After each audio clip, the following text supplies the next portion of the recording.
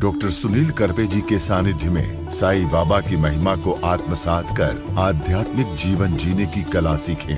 देखिए साई वाणी आस्था भजन पर प्रतिदिन प्रातः 7:20 बजे। आस्था पर प्रत्येक रविवार प्रातः 8:20 बजे। संपर्क सूत्र 9604050607।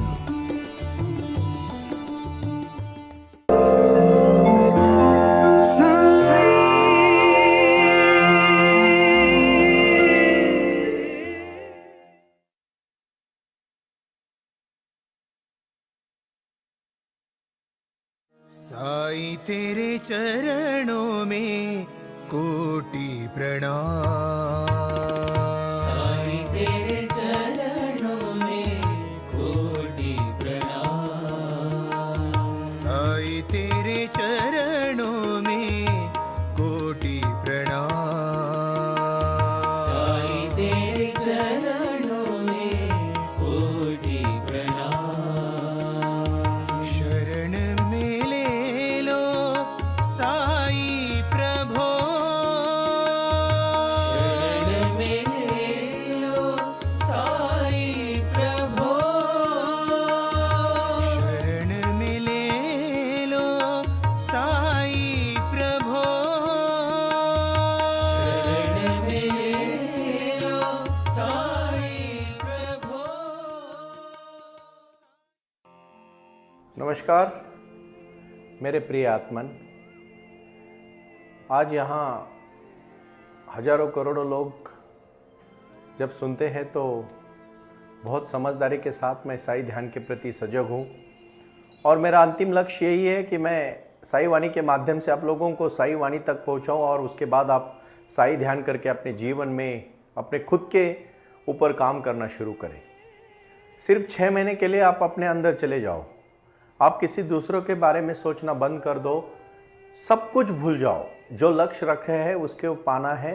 तो मैं जो चाहता हूँ, आज मैं जीवन जीने की कला जो मेरे इस साई वाणी के प्रारंभ करते हुए मैंने सुना था कि आस्था भजन और आस्था चैनल के माध्यम से जो मेरे मित्र कहने लगे कि सुनील जी ये साई वाणी क्या है, और उस ऐड में आने लगा कि आध्यात्म के माध्यम से जीवन जीने की कला। साईं बाबा अपने हजारों करोड़ों भक्तों को आशीर्वाद देते हैं। साईं बाबा का नामस्मरण करोगे, हमेशा उनके ध्यान में रहोगे और अपना कार्य करते करते एक दिन पहुंच जाओगे, उसमें कोई दोहरा नहीं है। प्रारंभ करो और जारी रखो। इसी माध्यम से मैंने एक विचारधारा रखी और इस विचारधारा के प्रति हम सब सजगता के साथ अपने जीवन को जीने लगे।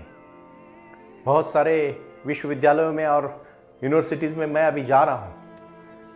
खासकर मैं यूथ को जोड़ना चाहता हूँ और यूथ फॉर ट्रूथ इस मिशन को मैंने काम शुरू किया तो साई वाणी को बहुत सारे लोग आके जुड़ गए और कहने लगे कि हमारा ये प्रारंभ है, हमारा ये विचार है और इसी विचार के माध्यम से हमें जुड़ना है। कैसे जुड़ना है, कौन से प्रकार से जुड़ना है, मैं पहले प्रारंभ करूं।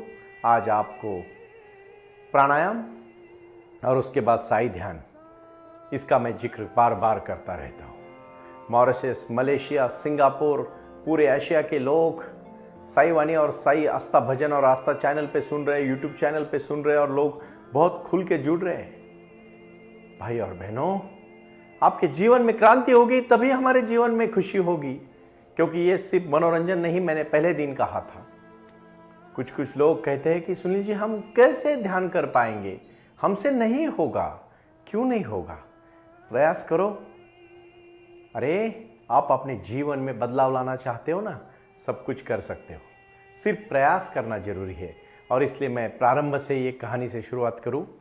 एक बार एक फ़कीर हुआ और वो फ़कीर नहीं रहा। वो फ़कीर क्यों हुआ और फ़कीर होने का मेन लक्ष्य क्या है, मकसद क्या है, इसकी ये कहानी है। एक राजा अपने राज्य के सभी चित्रकारों को निमंत्रित करता है और कहता है कि एक मुर्गे का चित्र बनाओ। एक से बढ़कर एक मुर्गे का चित्र बना के सब राजा के पास लेके आते हैं और फिर राजा कहता है कि किसी अच्छे ज्ञानी चित्रकार को बनाओ, बुलाओ उसको, वो कहेगा इसमें सबसे अच्छा कौन है, क्योंकि सभी चित्र अच्छे थे। वो ज्ञानी चित्रकार फकीर था, वो कहता है कोई बात नहीं, मुझे सब चित्र दे दो और मुझे एक बड़ा महल दे दो, मैं उसमें वो अंदर जाके सब चित्रों को देखूंगा, 2-3 दिन मुझे लगेंगे। राजा कहता है कोई बात नहीं, जैसे आप ठीक समझे। और फिर उस महल में उस चित्रों को, सभी चित्रों को रखा जाता है। राजा, वो फकीर अंदर चला जाता है, अंदर से दरवाजा लगा देता है, 3 दिन उधर ही रहता है। 3 दिन के बाद बाहर आके कहता है एक भी चित्र अच्छा नहीं है। राजा अचंभित हो जाता है, इतनी मेहनत करके इतने सारे चित्रकों ने एकदम मुर्गे की तरह चित्र बनाए हैं और आप कहते हो एक भी अच्छा नहीं है, तो फिर आपका अच्छे चित्र का मापदंड क्या है? फकीर कहता है मैं मापदंड बताऊं? तो जरूर बताइए, फिर हमें पता चलेगा ना कि आप कहते हो कि इसमें ये चित्र अच्छे क्यों नहीं है। फकीर ने कहा आपने शायद ठीक से देखा नहीं, मैं एक असली मुर्गे को अंदर लेके गया था मेरे साथ और सभी चित्रों के सामने मैं उसको लेके जाता, लेकिन मुर्गा तो शांत रहा। अगर वो मुर्गा उस चित्र में असली मुर्गा देखता, एक तो उसके ऊपर वो चिल्लाता, नहीं तो आवाज देता, नहीं तो उसको देख के भाग जाता। इसने कुछ भी किया नहीं, वो तो एकदम शांत रहा। इसका मतलब चित्र में बना हुआ एक भी मुर्गा असली नहीं है। तो राजा ने कहा यह बात तो बहुत जचने वाली बात है, आप बहुत सही बात बोल रहे हो, बहुत मन की बात बोल रहे हो। बहुत बार ऐसा हो जाता है, हम भगवान के मंदिर में जाते हैं लेकिन सिर्फ मूर्ति का दर्शन करके बाहर आते हैं, उसमें प्राण और जान देखते नहीं, आत्मा को देखते नहीं है। जब तक आपके अंदर की आत्मा भगवान की आत्मा से जुड़ेगी नहीं, आपको कभी ज्ञान प्राप्त नहीं होगा। खाली दिखावा करने से, खाली नाटक करने से, खाली भक्ति का अहम भाव करने से कुछ नहीं होने वाला है। ध्यान की शक्ति में अंदर जाने से सब कुछ होगा, लेकिन वो होने के लिए आपको पहले ध्यानी बनना पड़ेगा और आत्मा को वो जरा से जगाना पड़ेगा जो भगवंत की आत्मा को जान सकेगा। साईं बाबा हजारों करोड़ों भक्तों को आशीर्वाद तभी दे पाते हैं जब उनके शिष्य, उनको मानने वाले सच्ची प्रसन्नता के माध्यम से साईं बाबा का ध्यान करे, उनको विचार करे, उनके दिए हुए रास्ते से सबका मालिक एक, श्रद्धा सबूरी, प्रारंभ करो, जारी रखो, साई वाणी सुनो और साई ध्यान करो। इसी क्रिया से तुम आगे चले जाओगे, वरना नहीं जा पाओगे। फिर राजा कहता है कि आप इतने बुजुर्ग हैं, इतने अनुभवी हैं, आप खुद एक चित्र बनाइए। तो फकीर कहता है मुश्किल है, अभी मैं बूढ़ा भी हो चुका हूं और इस उम्र में मुर्गे का चित्र बनाना। तो राजा कहते हैं आपकी तो उम्र ज्यादा हुई, मतलब आपकी कला और परिपक्व हो गई है, आप बनाइए, प्रयास करिए। फकीर कहता है मैं बना तो पाऊंगा लेकिन उसके लिए 3 साल लगेंगे, मुझे एक अच्छा सा महल लगेगा, पूरी सुख सुविधा लगेगी और जंगल भी लगेगा। राजा कहते हैं इसमें क्या बड़ी बात है, मैं राजा हूं, दे देता हूं। चीजें तो बहुत मिलती है, अच्छा घर मिलता है। पहले लोग कुछ छोटे घर में रहते हैं, फिर बड़े फ्लैट में रहने जाते हैं, 2 BHK, 3 BHK, 4 BHK फ्लैट लेते हैं। फिर फ्लैट लेने के बाद उनको बंगले की आस लगती है, फिर बंगला भी मिल जाता है, फिर भी दिल नहीं भरता, खुश नहीं होता, फिर विला चाहिए होता है। जो लोग घर में खुश नहीं होते वो विला में भी खुश नहीं होंगे। भक्ति का प्रयास करने वाले जो दिल की भक्ति, अंदर की भक्ति, आत्मा की भक्ति, मन की भक्ति नहीं कर पाएंगे ना, वो कहीं खुश नहीं रह पाएंगे। इसलिए अप दीप भव, अपना दिया जलाओ, बाकी दिए ऑटोमेटिकली जल जाएंगे। इसी को तो कहते हैं विचारधारा और क्षमता। अध्यात्म और ध्यान से जुड़ना पड़ेगा, ना कि उससे भागना पड़ेगा। जुड़ना और भागने में एक फर्क है और वो फर्क है हृदय का फर्क। ये हृदय से उस हृदय तक आपको पहुंचना पड़ेगा। फिर 6 महीने हो जाते हैं, वो जो बूढ़ा इंसान है, फकीर है, वो कुछ नहीं, सिर्फ मुर्गे की तरफ सामने बैठा हुआ दिखता है। राजा के लोग राजा को जाके कहते हैं कि कुछ नहीं, सामने मुर्गा बैठा है और ये बूढ़ा भी उधर बैठा है। वो तो उन लोगों को तरफ देखता है और कुछ नहीं, ज्यादा कुछ उनको प्रतिसाद नहीं देता। 1 साल हो जाता है, राजा फिर अपने लोगों को भेजता है। तब तो वो बूढ़ा, वो फकीर बिल्कुल उनको पहचानना ही भूल जाता है, क्योंकि वो मुर्गे के सामने बैठा रहता है। 2 साल हो जाते हैं, फिर तो वो मुर्गे के सामने बैठ बैठ के पूरा मुर्गा बन जाता है। 3 साल के बाद राजा कहता है उसको बुला के लेके आओ। वो जब आता है तो मुर्गों के साथ ही आता है और मुर्गों की तरह ही बिहेवियर करता है, क्योंकि 3 साल वो मुर्गे के साथ ही रहता है। वो फकीर भूल जाता है कि वो फकीर है, वो मुर्गा ही समझता है खुद को। राजा कहता है मूर्ख, मैं तुझे मुर्गा बनने के लिए नहीं बोला था, मुर्गे का चित्र बनाने के लिए बोला था। तो फकीर जोर जोर से हंसने लगता है और फकीर कहता है कि आपको चित्र चाहिए, इसमें क्या बड़ी बात है, अभी बना देता हूं, लाओ सामान। और सामान लेके आता है, एक चित्र निकालता है और फिर से वो महल में जाके अंदर बंद हो जाता है। जितने भी मुर्गे उसके साथ लेके जाता है वो सब मुर्गे जोर जोर से चिल्ला चिल्ला के बाहर निकलते हैं। फिर वो चित्र दिखा के कहते हैं, राजा कहता है आपने ऐसा क्या किया कि उनको चित्र दिखाया। उस समय फकीर ने कहा, जो असली मुर्गे का चित्र होता है, जो ध्यानी होता है ना, ध्यानी, उसको ही भगवान दिखते हैं, उसको ही सच्ची शांति मिलती है।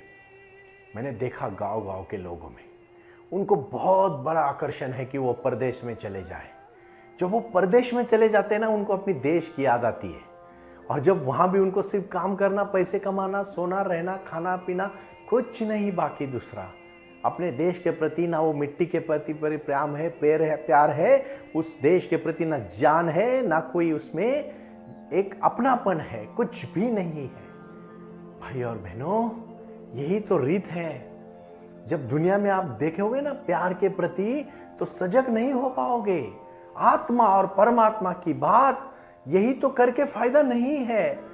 फायदा है उस मूर्ति में, उस भगवान की ध्यान में, और उस हमारी अंतर की आत्मा को जगा के मेडिटेशन और प्राणायाम को प्रारंभ करना। मैंने बहुत पहले आपको कहा है, साई ध्यान का पहला प्रारंभ है, प्रारंभ करो और जारी रखो। और आज आप क्या प्रारंभ कर रहे हो? आप साई ध्यान करने को प्रारंभ कर रहे हो। और इसका पहला और महत्वपूर्ण अंग आप मेरे साथ शुरू करें। आप एकदम रीढ़ की हड्डी सीधी होनी चाहिए, गर्दन एकदम सीधी होनी चाहिए, और आप सिर्फ सांस पे ध्यान दे रहे हो, क्योंकि प्राणायाम ये बहुत बड़ी बात है। अगले 10 मिनट में मैं आपसे अभी जो साधना करवा के लेके जाने वाला हूं, उसमें आपको घुसना है। क्योंकि फकीर मुर्गा तभी बना पाया जब वो मुर्गा बन गया। आपको भी भक्ति और शक्ति तभी मिलने वाली है जब भगवान की भक्ति में आप लीन हो जाओगे, ध्यान और मेडिटेशन में जुड़ जाओगे, और इसी से आप व्यापार हो। विद्यार्थियों के लिए सबसे अच्छी पढ़ाई है, व्यापारी के लिए सबसे अच्छा व्यापार है, उद्योजक के लिए उसका बिजनेस है, और मैं कहूंगा मेरी माता बहनों के लिए अपना परिवार है। जो कार्य में जुड़े हैं, उनको अगर सफलता पानी है तो आपको ध्यान करना पड़ेगा। सुबह का 1 घंटा ध्यान आपकी पूरी जिंदगी बदल सकता है। और यह ध्यान को किस तरह से करना है? सबसे पहले आपको मैं कहूंगा अनुलोम विलोम, उसके बाद मैं कहूंगा भ्रामरी, उसके बाद कहूंगा मैं कपालभाति, उसके बाद मैं कहूंगा ये जो श्रृंखला मैंने दी है, अलग अलग प्राणायाम जो है, वो प्राणायाम करने से स्थिरता आ जाती है। और फिर उसके बाद ऑटोमेटिकली आप साई ध्यान में प्रवेश करते हो। ध्यान में प्रवेश करते समय सिर्फ गहरी सांस, और सांस के साथ साथ अपनी अंदर की आवाज, सिर्फ एक ही आवाज आपको सुननी है कि आप बहुत शक्तिशाली है। आप जो भी करना चाहते हो, और आंख बंद होना बहुत जरूरी है। ध्यान करते समय आंख को खुली मत रखो, क्योंकि ऊर्जा जो अंदर से घटित होती है, आपके मूलाधार चक्रा से लेके सहस्राधार तक शक्ति बहनी चाहिए, और वही ऊर्जा होती है जीवन में कुछ कर गुजरने की ऊर्जा। इसलिए मैंने बहुत बार कहा है, वो आए और आकर चले गए, मौन रहे और कुछ कह गए, कुछ था जो बिन बाटे ही बट गया, जल उठे दिए और अंधेरा झट गया। बाबा ने अपने जीवन में जो क्रांति की है, ये क्रांति हमारे जीवन की क्रांति है, और उस क्रांति को पाना है तो पूरे विश्व में अभी साई के विचारों का ये जो महिमा है, सबका मालिक एक है। हमारा जीवन ये है, ध्यान करना है, बाकी कुछ नहीं करना है। वो जब हो जाएगा, सब चीजें आप सीख जाओगे, और यही सिखाना तो मेरा लक्ष्य है। आज जितने भी यूथ लोग हैं, इंजीनियरिंग कॉलेज से लेकर मेडिकल कॉलेज के बच्चों तक, और IIT के बच्चों तक, MBA के बच्चों तक, अलग अलग टेक्नोलॉजी के बच्चों तक मैं जुड़ता हूँ, तो उनको सबको मेडिटेशन में इंटरेस्ट है। वो कहते हैं, सुनील जी हमें बहुत अच्छा लगता है जब आपके साथ साईवानी करते हैं। साईवानी सुनने के बाद ये जो मेडिटेशन में जो अभी सिखाने जा रहा हूं, उसके ऊपर आज ध्यान दीजिएगा। एक तो आप सीधा पद्मासन में बैठो, प्रॉपरली। वज्रासन में बहुत सबको मुश्किल होगा, लेकिन पद्मासन सबको आसान होगा। और ध्यान मुद्रा, ये मुद्रा आप ठीक से देखिए। मैं पहले ही कह चुका हूं कि मैं अच्छा शिक्षक हूं, मैं गुरु हो या ना हो आप तय करो, लेकिन मैं शिक्षक के माध्यम से कहना चाहता हूं कि टीचर एक भूमिका देता है आपको, ये साईवानी की भूमिका है। बहुत सारे क्वेश्चंस मुझे आते हैं, हर दिन मुझे फ़ोन आते हैं और बड़ी खुशी होती है। विदेश से भी लोग जुड़ रहे हैं, क्योंकि ध्यान करते समय सबसे पहले आप गहरी सांस, सिर्फ सांस का खेल है। अपने शरीर में अलग अलग ऑर्गन्स हैं। देखो, पेट में एक भी ऑर्गन नहीं है, सब कुछ अपने चेस्ट में ऑर्गन्स है, अंदर के साइड में। और जब आप गहरी सांस लेते हो और उसमें पूरी तरह से शक्ति भरते हो, प्राण ऊर्जा भरते हो, प्राण वायु को भर लेते हो, दिन भर ताजा महसूस करते हो। क्योंकि अनुलोम विलोम और कपालभाति करने से आपके शरीर की जो फ्रेश एनर्जी है, फ्रेश ऊर्जा है, हर चीज को आप बहुत अच्छी तरह से महसूस करो और फिर शक्ति के साथ जोड़ो। मेरे साथ मेडिटेशन को प्रारंभ करें। और मैंने जो किताबें लिखी हैं वो किताबें आप स्क्रीन पर, तो हर दिन 5-5 किताबें, 108 बुक्स लिखे हैं। ये 108 बुक अपने जीवन के रिलेटेड बुक्स हैं, अपने जीवन में क्रांति करने के लिए। क्योंकि मुझे एक वो इंसान बनाना है, वो महिला मेरी बहन वो बनानी है, मेरा वो भाई बनाना है जो अपने पैर पे खड़ा हो और अपने परिवार, अपने राष्ट्र, अपने राज्य और अपने विश्व के प्रति एकदम कटिबद्ध हो, शांत और एक समाधानी इंसान। ये बनाना हमारा लक्ष्य है। वो मनुष्य जिसकी चेहरे पे खुशी हो, दिल में सादगी हो, और वो सिर्फ मेडिटेशन कर सकता है। मेडिटेशन के सिवाय कोई भी ऐसी चीज नहीं है कि पूरे जीवन में परिपूर्णता देगी। जब आप अपनी सही आत्मा को जानोगे ना, तो ही परमात्मा को जानने के बाद खुशी मिलेगी। नहीं तो देखो, इतना खुशी में लोग जी रहे ना आज कि उनको मतलब इतनी विश्रांति वो करते हैं कि उनको कभी काम करने का मजा ही नहीं आता। मेहनत करोगे तभी तो विश्रांति का मजा आएगा, ध्यान करोगे तभी तो उसका फल पाओगे। अगर ध्यान ही नहीं करोगे और सिर्फ उसके बारे में सोचते रहोगे, क्योंकि बहुत सारे लोगों को सिर्फ सोचना है, उनको खुश नहीं होना है। खुश होने के नुस्खे मोबाइल लेके घंटों तक पढ़ते रहे और बाद में थक के सो जाते। खुश तो होते नहीं, लेकिन थक जरूर जाते। किसी 10 चीजों पे ध्यान देने से अच्छा है एक बात, बहुत ब्रूस ली का बहुत अच्छा वर्ड है, बहुत अच्छा लाइन है। उन्होंने कहा, मैं वो 10,000 चीजों को नहीं डरता कि एक इंसान अलग अलग प्रकार की 10,000 किक मारता है। मैं वो इंसान से डरता हूं जो एक किक की 10,000 बार प्रैक्टिस करता है। ध्यान और मेडिटेशन सिर्फ यही है। आपको उस समय से जुड़ना पड़ेगा। हर दिन 1 घंटे में आपको वो पाने के लिए अंदर से आवाज भरनी पड़ेगी। जब आपकी सांस बंद होने को करता है, आप कभी प्रयोग करो, ज्यादा मत करना, थोड़े समय के लिए। और जब ऐसा लगता है आपको कि कब मैं नाक खोलूं, उस प्रकार उतनी ईगरनेस से, उतनी गहराई से आपको ध्यान में उतरना पड़ेगा, और तभी ध्यान हो पाएगा। इतनी आसान थोड़ी ना चीज है कि बैठ गया, आंख बंद करके और ध्यान हो गया। इतना आसान होता तो पूरे ध्यान ही हो जाते। क्यों 12-12 साल बुद्ध और महावीर ने तपस्या की? तपस्या करोगे, तप करोगे तो ही कुछ कर पाओगे।